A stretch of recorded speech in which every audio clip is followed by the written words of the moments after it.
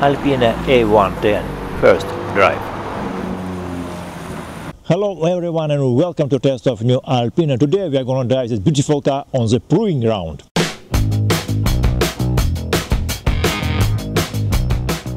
We tested new French Sport Coupe at the local road a bit and on the proving ground then, but we have to start from history now.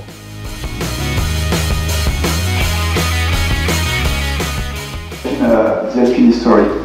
So they jumped in the early 50s and meet with Jean Redélé. Jean Redélé was a young Renault dealer, enthusiast about cars, about motorsport, about driving and about racing.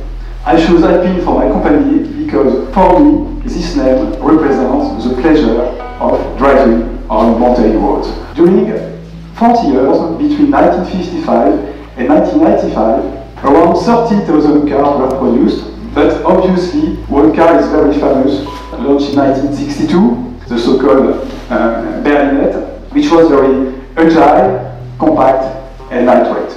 Rear-wheel drive Alpine was powered by Renault 4-cylinder engines from 1.175 HP to 1.6 140 HP with 5-speed manual gearbox and less than 800 kg of curb weight. Maximum speed was 210 km per hour. But the rally car was lighter, less than 700 kg and more powerful, around 200 HP for a 1.8 engine. It wasn't so surprising that Alpine rally car was very competitive in the races in the 70s. Alpine-Pilot Jean-Pierre Nicolas. Die blauen Wagen aus Frankreich dominieren auf den Rallyepisten der Welt. Diese kompromisslosen Sportgeräte leisten 170 PS und sind nur 680 Kilo schwer. At the first WRC Championship in 1973, Alpine A110 won in Monte Carlo Rally and took another 5 victories then, became the first WRC winner among car manufacturers. And it still raced in classic rallies, in a private collection or in a museum. The new one is bigger, heavier and wants to be similar. Look at the front, at the side and at the rear of the car. The new A110 is an extremely light car due to widespread use of aluminium. The Echo from A110 Berlinette is a new cast twin front headlights arrangement. Now it's with LEDs all around.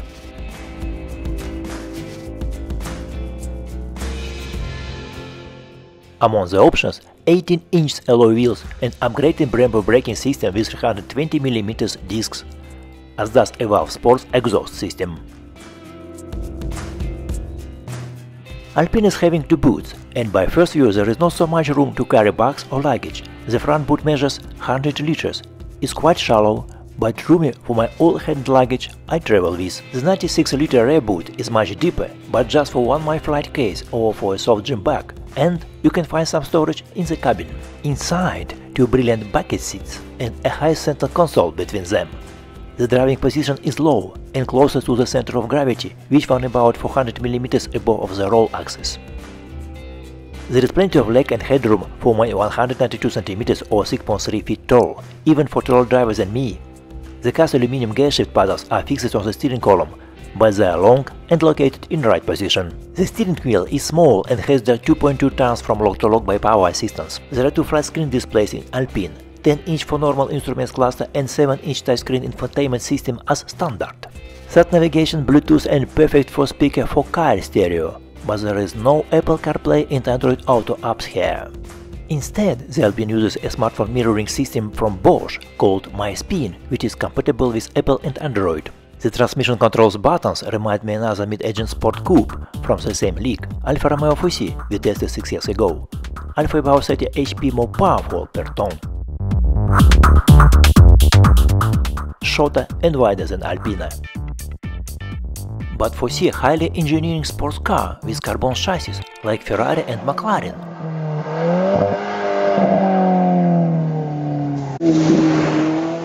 Double wishbone suspension at the front and McPherson configuration suspension at the rear.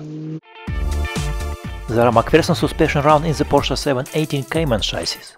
The power-to-weight ratio less than Alfa, but Cayman is more comfortable sport premium car for everyday using. That is what I couldn't say about Lotus Elise, a racing car for public roads using. It's a little simpler than Alfa and Elise is cheaper than anyone from the league. Porsche, Alfa and Alpine.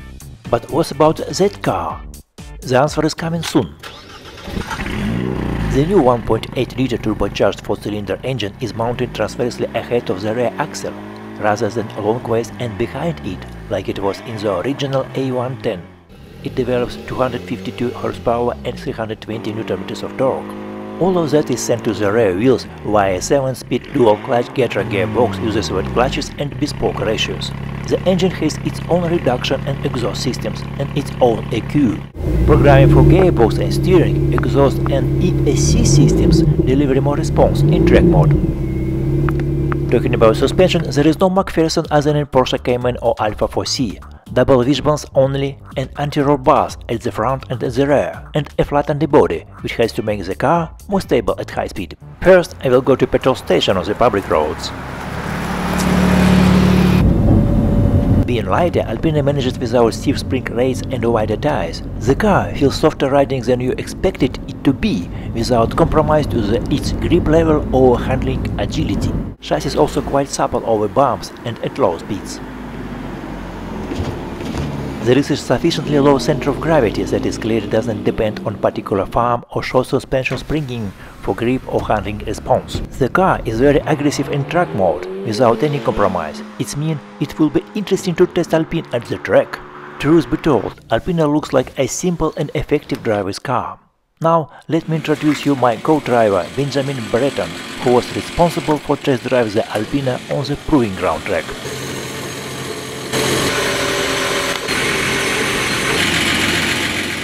The car was completely refueled. A 45-liter fuel tank is mounted directly behind the front axle line and, along with that mid-engine layout, contributes to the Alpine's 44-56% front-to-rear weight distribution. Benjamin instructed me before test drive at the track.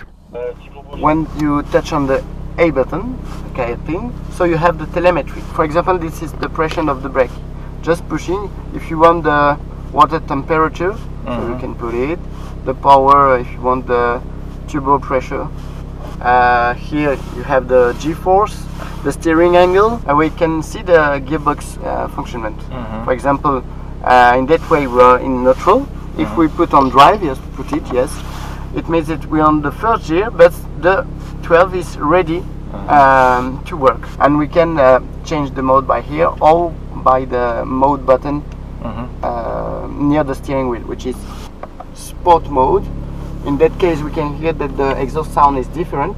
Also the gearbox shift will be later and later, and the DSC intervention will be later too from the normal mode. If you keep pushing on the sport button, you will be on track mode. So in that case you're on manual. It means that here it's blue. Okay, when it's blue you're on manual. If it's not on manual, it's just white, like normal, and just pushing in. This is drive normal. Just pushing. So track, so it's different, and the ESC intervention will be later and later. It's not totally disconnected, okay, but the intervention is very late. It means that you will be able to oversteer a little bit without being braked by the car. If you want to disconnect it totally, you can just keep pushing on this button, so it will make ESC deactivated. This car will be able to adapt to each driver. For example, in normal mode, even my grandmother could drive this car, and if you're a driver, you can even put on a track mode and have fun. So the suspension is the same. It won't change the suspension reaction. Just on the gearbox, the steering wheel, the throttle, and after that the exhaust sound. Then we drove to the racetrack. It was full of traffic as usual there, but I had another problem.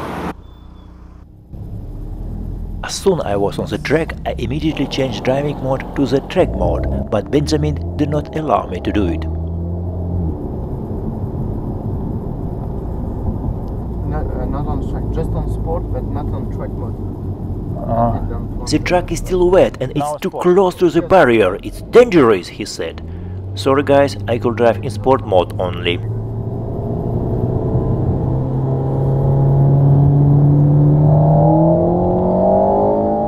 The long paddle shifters are comfortable to use, quick throttle response and amazing sound, especially when you're shifting down the gear.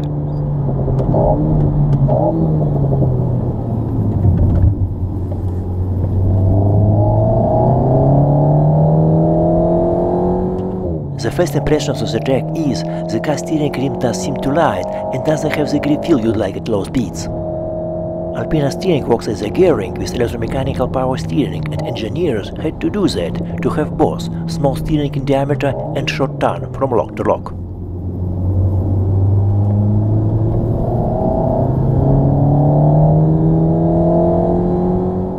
For example, in like Alpine, in Alpha 4C the unassisted steering takes some getting used to, but becomes one of the excellent steering with more natural feeling and highly precise.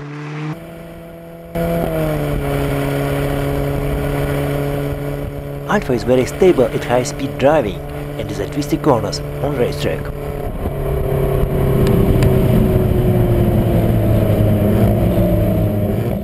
Really, it was not so easy to get in car to oversteer for cameraman shooting.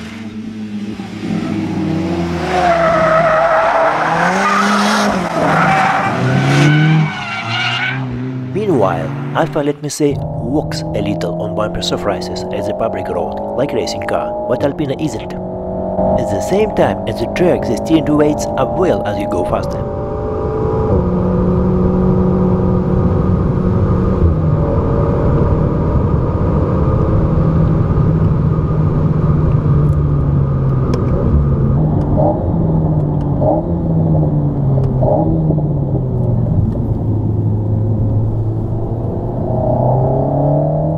The car's moderate grip levels and permits for road body control are sufficient on the road to allow you to drive quick even at wet surface with ups and downs.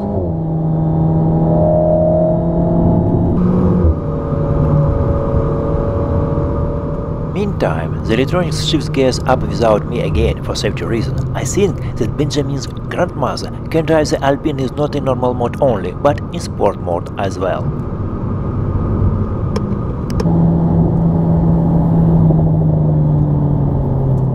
In that faster corner, Alpine remains controllable and balancing well as every mid-engine car with a low center of gravity and a low roll axis.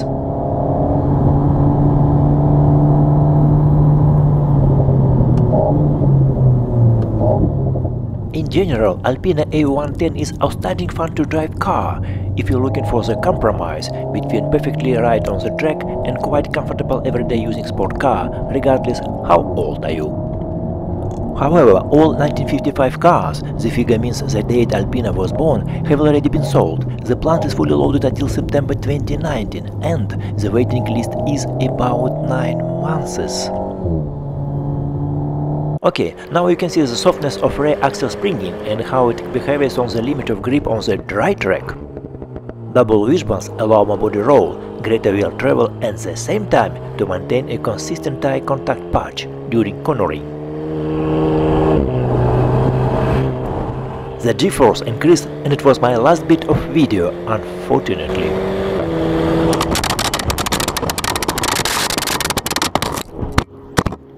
Thanks for watching, subscribe please and see you soon.